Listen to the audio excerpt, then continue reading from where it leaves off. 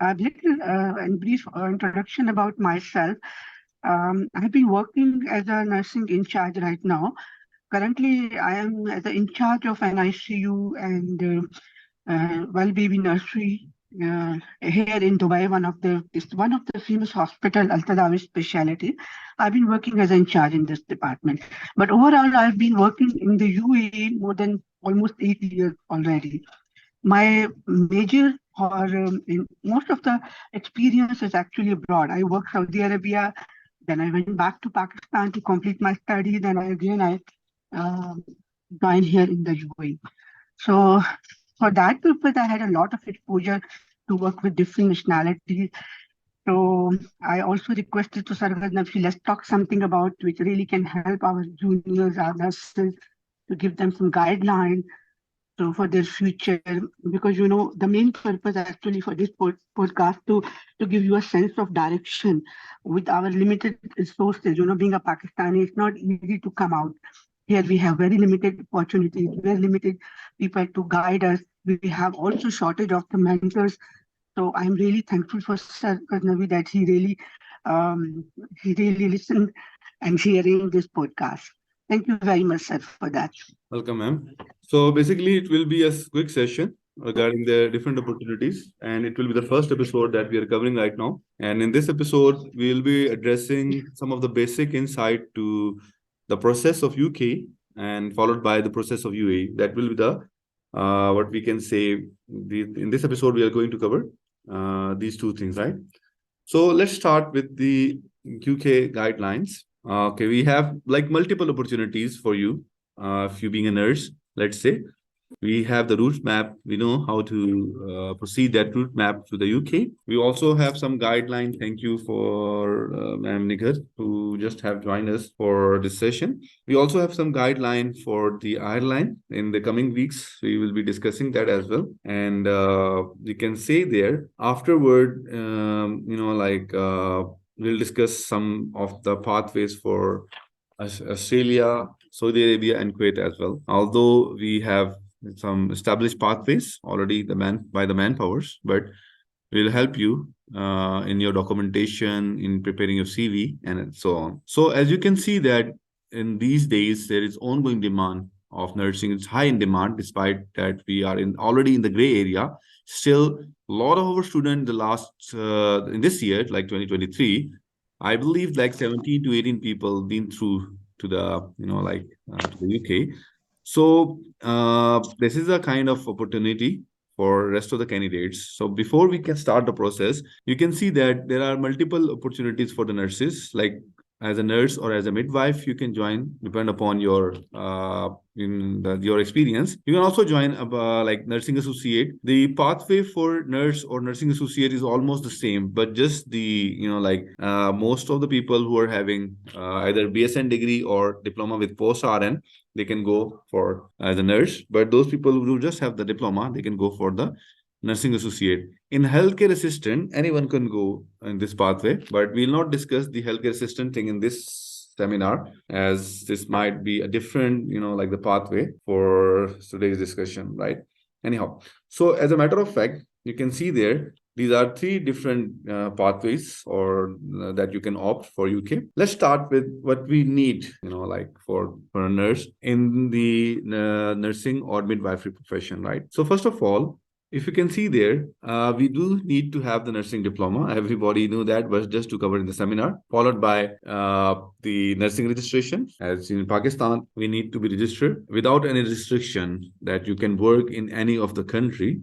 You need to have a valid registration license from the Pakistan Nursing Council, right? You must have at least 1 year of experience, as most of you have an idea, but at time, some of you might not know this thing that you need to have the experience of 1 year. So as you can see there, that we have these few options, in this path. Then we have language requirement. This is the major thing that you have to do. This is the major thing that you have to do. First of all, if you can see there, we have,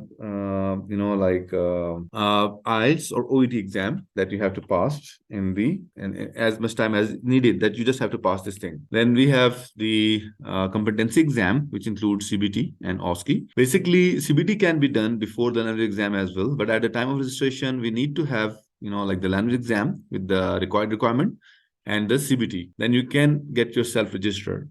So at the time of registration, the first step is, after doing your OET or IELTS exam, you will have the evaluation. And then after evaluation of your documentation, they will just inform you if you are entitled to have the, the registration or not. Then you start your process. That will take maybe some time. After you will get registered, after, they'll ask you. And when you'll be able to get a job, or you'll get a placement in the hospital, then these days, hospitals do arrange this OSCE exam. It's quite expensive, and normally it's refundable and being paid by the hospitals and followed by the registration process. So let's go into the details. First of all, the first step is to pass your IELTS or OET exam. This is one of the most important and a kind of step that you must have to pass, right? This is the first step that everybody needs. So what I can suggest you, I always used to discuss this thing, even if it's take 2 months, if it's take 3 months, whatever time is being needed, you can discuss this thing, with your colleagues, with the classmates, whatever who are taking the classes, and you can get yourself prepared in 2 months, 3 months, 4 months, whatever time is being required, you can get it done. After that, we will start the process of registration. So what we need, the documents, we need passport. So try to have the valid passport beforehand. You need to have the birth certificate. You should have a birth certificate. We need to upload the police clearance certificate from the local police station. And proof of qualification need a lot of attestation that we'll discuss in the later part of the session. We can also send something via courier after you will get the registration on the Nursing Medical Council NMC website. You'll be assigned a specific PIN or the reference number. Now, this reference number is being used throughout your conversation with the NMC, and it will be your unique number in the NMC even after registration. You will write it down to employee's reference in via courier, and that reference number would be written on those documents. You'll have to take the fitness certificate from the doctors. You will have the training proof, like the experience certificate, let's say whatever number of experience you will be having. And you have to have a verification from nursing school, which include your, like the verification of all the documents, let's say from IBCC, from HEC, from maybe MOFA, like Ministry of Foreign Affairs. That is followed by the Ministry of maybe Health as well. And then we have test of competence, which includes CBT and OSCE. First, after doing this thing, we will be discussing about the evaluation fee. That will be around £140. So try to save your money, beforehand, so that you can have some money at the time of registration. So when you start this thing, first of all, assess yourself. Like, either my documents are with me. If there is any shortcoming, let's say there are minor things, but still we have to be sure that we might not be having any lag in our documents, such as there are some problem with few of the candidates. They do go for the exam, they pass the exam, but there are some irregularities in the documents, such as we have a name change. In some of the documents, you can see that like they do have like the first name is not be matching from the second name and so on. So you need to make sure that you do have the same throughout your documents, right? So this is an important thing that you must have in your documents, right? Anyhow, so then we have to make sure that you need to get 6.5 in writing part in IELTS if you are taking IELTS exam. And then we can see there we have, like OET, we need to get 3+ in writing and rest with B. So this is the exam fees, around 52 to 58,000 Pakistan rupees for IELTS. And for OET, it's around like you can say 587 Syrian dollar, around 130,000. CBT is computer-based test. What we have in the CBT exam, these are the questions. We have 15 questions. In 30 minutes, you have to write down the answer for this question. It's a numerical-based question. You have to write it down numerical values based on the calculations. Then we have part 2. We can see that in part 2, it's around, we can say 2 hours and 30 minutes. We have 100 questions in the CBT, and it's your clinical knowledge. You will get the results immediately, even, in 48 hours time. Processing time will be around 60 days after your CBT. So after that, we already discussed that there will be a valuation fees of 140 and it's non-refundable. At times, some of the employers, such as NHS, they do refund the fees of CBT exam as well. After that, we have OSCE exam fees. If you get a placement in NHS, then NHS will obviously pay your fee for OSCE as well, and they will arrange the OSCE after even starting a job. It's important for you to do the OSCE, like after you start your job in coming few weeks, right? Most of the time, under the trust, actually, the hospitals arrange this exam. So you should not be taking care of this fees as well. However, if you're not going under the trust, like say under some other jobs that are not under NHS trust, so there's a possibility that you have to bear the cost of OSCE as well. Anyhow, we'll try to get the fees of, the placement under the NHS trust. Keep one thing in mind that there are 3 attempts to pass this exam. If you are not able to complete this exam in 3 attempts, then you have to, take the exam in full form, because there are some partial fees for the exam. Like there are different segments in the exam. You have to pass this exam. If you fail any portion, you have to retake that portion only.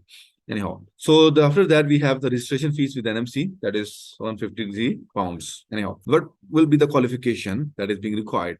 So in terms of qualification, first of all, you need to have the bachelor degree, minimum of 3 years, BSN, as per the requirement. We have degree from the recognized college or the university. So you must make sure that your college or the university is recognized by the HCC. You must have a valid nursing license, and you should have a basic life support certificate as well, right? Anyhow, so that will be the steps that we discussed about the UK. So if you like to ask any question, you should have bachelor degrees. If you are going for the generic BSN, you all are aware that is the 4-year degrees, right?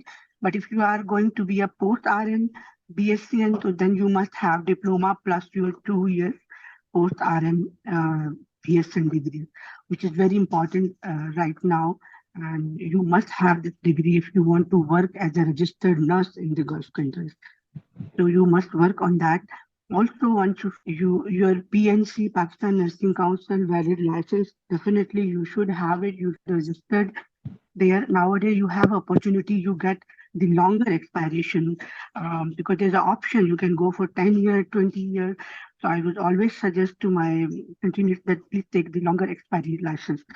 Then you must have basic life support certificates, which calling BLS, or if you are working to adult, like you're working as an ICU, then you must have advanced cardiac ACLS or PALS, pediatric advanced life support. These all are very important skill you must know. Um, Again, if the nurse who have diploma, it is acceptable as we mentioned. You can work here also, but you will be work as assistant. We never suggest to our Pakistani people, please go for the education. It's very easy to get nowadays 2-year post-RMBSN degree. So after that, you must have an exam for the DHA, HARD or MOH, wherever you want to work in the UAE. Most of the people choose DHA exams. The good thing is that when you're taking the DHA exam, for example, you want to work in you got job in Sharjah, or for the Shri, there is MOI, hard for Abu Dhabi. But if you have exam for DHA and you got job in Sharjah or Abu Dhabi, still your eligibility letter can be convertible. So you can still chance, you can convert your eligibility letter and you can go ahead for wherever you got a job. So this is the good thing that you must have at least a one exam for that. Definitely for the exam, there is some documentation. You have to go through that. Actually, your all basic documentation all the time you must keep up to date because you never know wherever you want to go or which area opportunity you will avail. So suggestion is always there that you must keep your all documentation up to date. So same as sir mentioned, the 2 reference letter. Here reference letter, I would suggest that your experience letter should be appropriate. You should not have any gap in your experience letter. Most of the people, they are joining the hospital they work 6 months, 8 months, and they left without even notice period. So this is also a very bad influence, because nowadays it's very easy to track down your previous exposure or experience. So I always suggest to my colleagues that please do not do this one. When you want to resign, please resign properly and take your all experience letter up to date. Try not to make so much gap in your experience, because some people, they will stay at home 6 months, 3 months, 4 months. This also a negative point for the nurses. So keep always your experience letter up to date. Any question from here so far, whatever I explained? For my point, my part, sir, I already explained that one. Apart from these things, I would always suggest to my all nurses that please work for some professional growth as well. The qualification, of course, you will, if you will not meet the standard, you will not get the job. But there is something else you guys must have to work, because in my country we don't have so many professional institutions to give us a proper professional training, professional career. They don't build up. We build our own by the learning of different exposure. So I always suggest to my colleagues that please get some professional growth as well, where you must learn something, basic communication skill.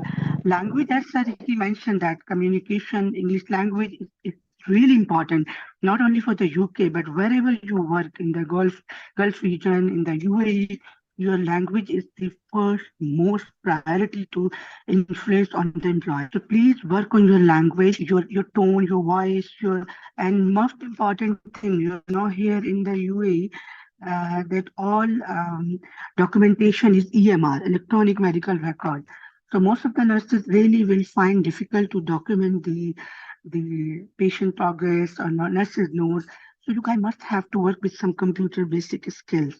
So these all things, I think you have to work before going to any country. So besides so far. Okay, thank you, ma'am, for your like the time. So I'll just like to add on what has ma'am informed. So first of all, the most important point that she pitched, anyone who's looking for any opportunity or you want to scale his skill, you want to uplift his skill. So it is quite important for you to work on your communication. Fortunately or unfortunately, you can see that the English is one of the most important medium of conversation. And wherever you go, you must have a strong hold on your communication skills, not only spoken skills, but the communication skill as well. So try to adopt some of the strategies from this day to work on your communication skills.